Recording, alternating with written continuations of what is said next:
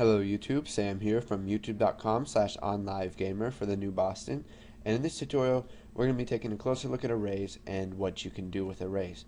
So just go ahead, or not arrays, array lists, my bad. We'll go ahead and go to new project. We'll shrink this down a little bit. We'll select Windows Forms application and we will title it Array Lists. Go ahead and hit OK and wait for that to load. So we're just going to go ahead and add two things to our form.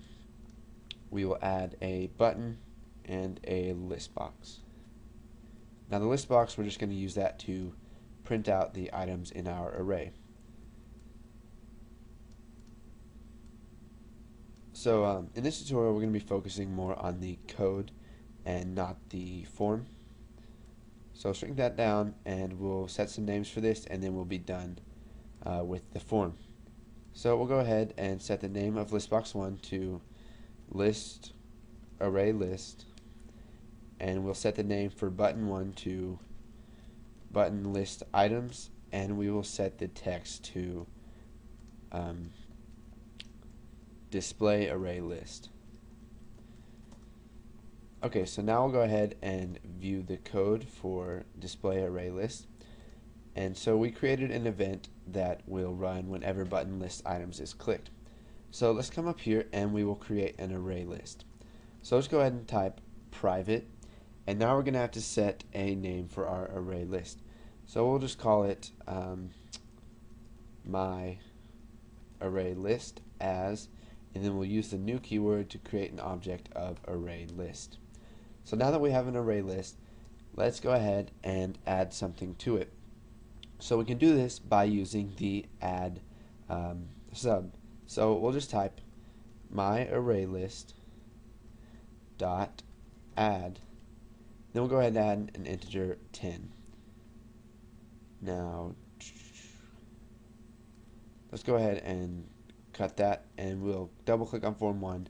So when the form 1 loads, it will add this to my array list. Let's go ahead and get rid of some of this white space right here. So we can also add strings to my array list. So my array list dot add hello, and let's close that before we're done. And then we can add decimals to it too. So my array list dot add 1.34. So if we come up here and click button list items, let's go ahead and add some code that will display all this stuff in my array list. So we'll just use a for each loop here. So for each item as string in my array list, go ahead and do this. Now you don't always have to use the name item. That's just what I'm using. You can name it whatever you want, and we use type string in here because we're going to be converting each one of these to a string before we print it out inside of our list box, and then in my array list. So we'll type list array list dot items dot add, and we're going to put item dot to string. So it will convert 10 to a string, it'll convert hello to a string, which is already a string, and it'll convert 1.34 to a string. So let's go ahead and run this, and whoa there. If we click display array list, we get 10, hello, and 1.34. So this is just how you add stuff to array lists of any data type you want.